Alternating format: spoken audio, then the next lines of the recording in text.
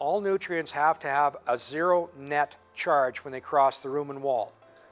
So for example, phosphorus has a -2 charge as a molecule or as a mineral. So assume the phosphorus to be a basketball sitting in the middle with a -2 charge.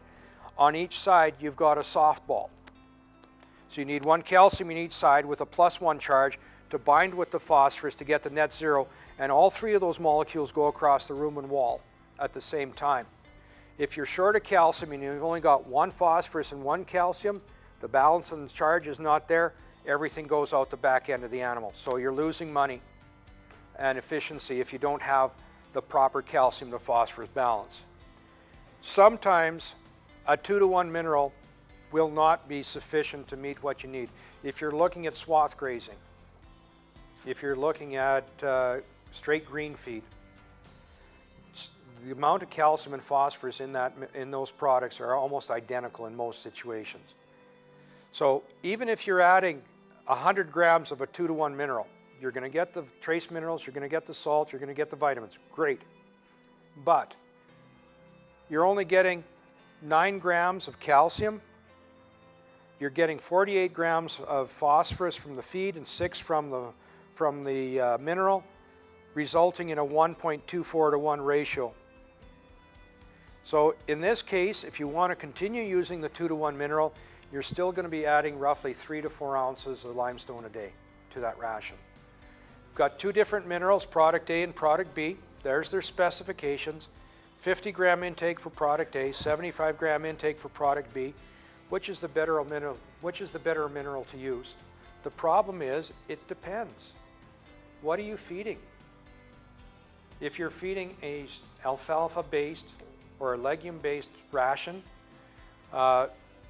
you're going to be needing more phosphorus. There's more than enough amounts of calcium in that diet, so a 1-to-1 mineral will work. If you're feeding green feeds or straight grass hays or a straw grain ration, a 2-to-1 mineral is probably your better choice.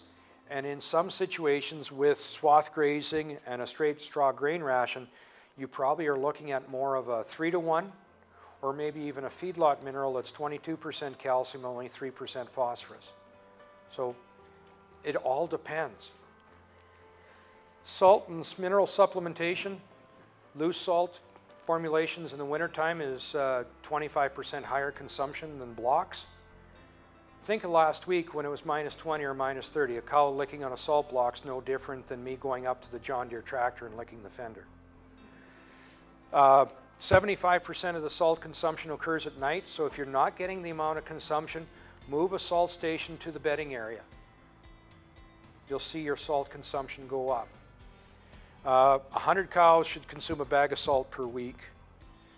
Mix the salt and mineral together rather than feeding a block of salt in the mineral, loose mineral, or feeding mineral one place and the block of salt someplace else. They've got the craving for salt, they don't have the craving for the mineral. Trace mineral interactions.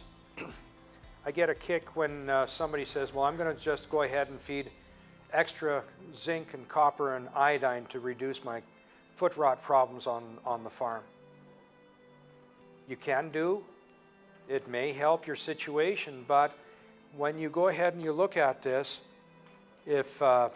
anyway, you take any one of these nutrients and you change the values, what else is it going to affect? So that balanced approach is what you need.